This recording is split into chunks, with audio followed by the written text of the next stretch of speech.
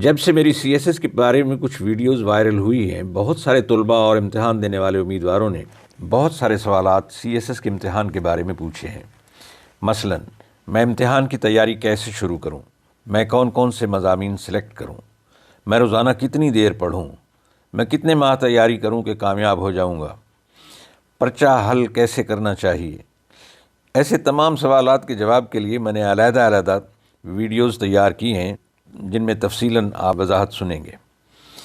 مجھے پچھلے دنوں ایک امیدوار نے پوچھا کہ میں پچھلے 2 سال سے امتحان دینے کا ارادہ کر رہا ہوں، میں داخلہ بھی بھیجتا ہوں، لیکن امتحانوں کے دن جیسے ہی نزدیک آتے ہیں میں بیمار ہو جاتا ہوں۔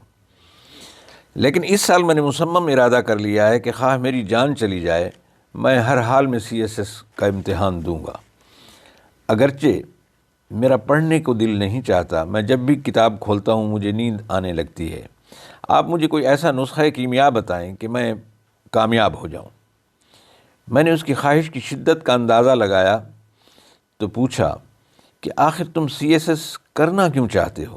اس کے جواب میں اس نے کہا کہ میرے ایک عزیز جو اتنا لائق تو نہیں تھا، اس کے ہمیشہ میرے کلاس میں مجھ سے کم نمبر آتے تھے، میرا کلاس فیلو بھی تھا، لیکن اس نے 3 سال پہلے سی ایس ایس کا امتحان پاس کیا اور اب وہ ایک اعلیٰ انتظامی عہدے پر فائز ہے۔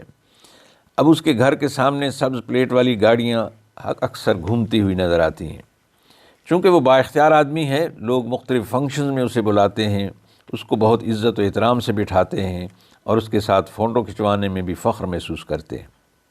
میں نے علاقے کے بڑے بڑے سیاستدانوں اور سابق وزراء کو بھی اس کی نانی کے جنازے میں شامل ہو کر قبرستان میں دفناتے ہوئے دیکھا ہے۔ اس کے بیٹے کی سالگرہ پر بھی قیمتی تحائف کی برسات ہوتے دیکھی ہے۔ کاروباری لوگ بھی اکثر اپنے کاروباری مسائل کے حل کے لیے اس کے در و دولت پر حاضری دیتے ہوئے نظر آتے ہیں۔ صاحب ثروت رشتہ دار اور خاندانی لوگ جو اس کے والد سے سیدھے منہ سلام کا جواب نہیں دیتے تھے، اب اسے رشتہ دینے کے لیے بے قرار نظر آتے ہیں۔ اس کا والد پچھلے دنوں بیمار ہوا تو سرکاری ڈاکٹرز اس کے گھر آئے، اس کا معائنہ کرتے رہے۔ پھر اس نے کہا کہ سی ایس ایس کر جانے کے بعد ایک شخص دراصل عام کلاس سے نکل کر پریویلیج کلاس میں چلا جاتا، تو اسے اور اس کے خاندان کا کوئی بھی مسئلہ درپیش ہو تو وہ اپنے کسی کولیگ سے کہہ کر اس کو حل کرا لیتا ہے۔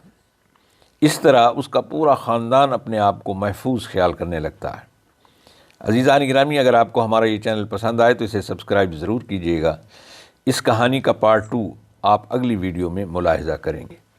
اللہ تعالی ہم سب کا حامی و ناصر ہو۔